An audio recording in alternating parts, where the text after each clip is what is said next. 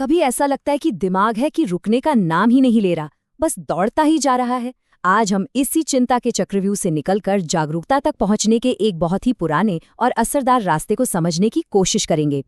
है ना। ये बात सुनकर लगता है कि अरे ये तो अपनी ही बात हो रही है।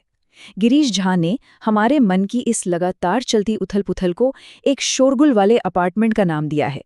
एक ऐसी जगह जहां कभी पूरी तरह से शांति होती ही नहीं। और सच कहूं तो हम सबने कभी ना कभी ऐसा महसूस किया ही है।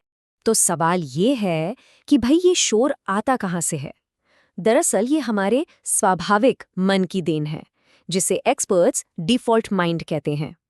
ये मन की वो ऑटो पायलट मोड वाली स्थिति है जिसमें हम बस आदतों के हिसाब से बिना सोचे समझे रिएक्ट करते चले जाते हैं। यहाँ देखिए, हमारे सामने दो बिल्कुल अलग तरह की मानसिक अवस्थाएं हैं।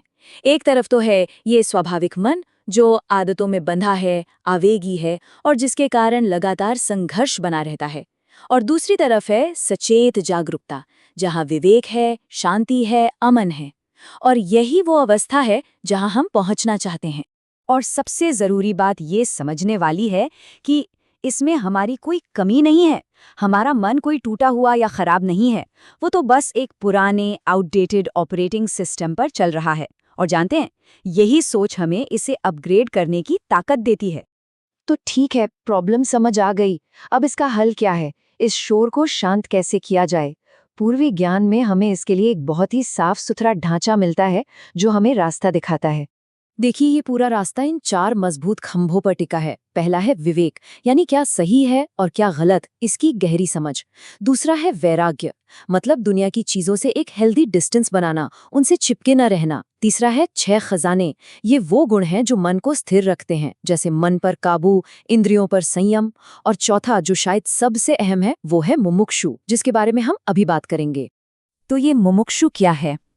इसका सीधा सा मतलब है जागृति के लिए, उस शांति को पाने के लिए एक जबरदस्त इच्छा। ये वो अंदर की आग है, वो असली मोटिवेशन है जो हमें इस रास्ते पर टिकाए रखती है, तब भी जब ये मुश्किल लगता है। सच कहें तो यही इस पूरी यात्रा का ईंधन है। लेकिन ये सब सुनने में तो बहुत अच्छा लगता है, पर क्या असल जिंदगी में ये काम करता भी है? चलिए कुछ असल लोगों के अनुभवों से समझते हैं कि ये रास्ता उनकी जिंदगी में कैसा बदलाव लेकर आया। डेनिस के अनुभव को ही देखिए।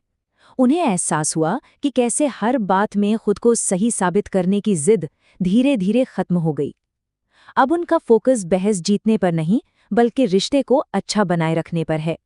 और जेरी ने ये सीखा कि बस अपनी बात कहने के तरीके में थोड़ा सा बदलाव करने से सामने वाले का प्रतिरोध कितना कम हो जाता है। इससे पता चलता है कि कभी-कभी छोटे छोटे बदलाव भी रिश्तों में बड़ी शांति ला सकते हैं। वैभव का अनुभव भी कमाल का है। उन्होंने यात्रा के दौरान होने वाली बेचैनी पर रिएक्ट करने के बजाय उसे बस एक दर्शक की तरह देखना सीखा, और नतीजा, वो अपनी मर्जी से शांत थे। ये दिखाता है कि हम अपने विचारों के गुलाम नहीं, बल्कि उनके मालिक बन सकते हैं। तो इन सारी कहानियों से जो बात निकल कर आती है वो साफ है।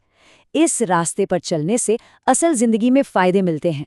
अहंकार घटता है, बातचीत का तरीका सुधरता है, मुश्किल हालात से निपटने की हमारी भावनात्मक ताकत बढ़ती है, और इन सबका नतीजा होता है एक गहरी और टिकने वाली मन की शांति। अच्छा, तो हमने क्या और क्यों तो समझ लिया, पर अब सबसे बड़ा सवाल आता है, कैसे? इसे असल में करें कैसे? चलिए अब ध्यान की पूरी प्रक्रिया को स्टेप बाय स्टेप समझते हैं। इस पूरे प्रक्रिया को इन 6 आसान से चरणों में बांटा गया है ताकि कोई भी इसे शुरू कर सके। ये एक सही जगह और सही मुद्रा में बैठने से शुरू होता है, फिर शरीर को स्थिर किया जाता है, और फिर धीरे धीरे ध्यान गहरा होता जाता है और हम पूर्ण शांति की अवस्था की ओर बढ़ते हैं। ये उदाहरण कितना जबरदस्त है ना? जैसे आप कोई नक्शा देखने के लिए पहले गाड़ी रोकते हैं, इंजन बंद करते हैं, ठीक उसी तरह मन की गहराइयों में उतरने से पहले शरीर को शांत और स्थिर करना बहुत जरूरी है। तभी तो मन की असली यात्रा शुरू हो पाएगी। और हाँ, इस पूरी यात्रा का असली मकसद सिर्फ ध्यान के उन कुछ पलों में शांति पाना नहीं है।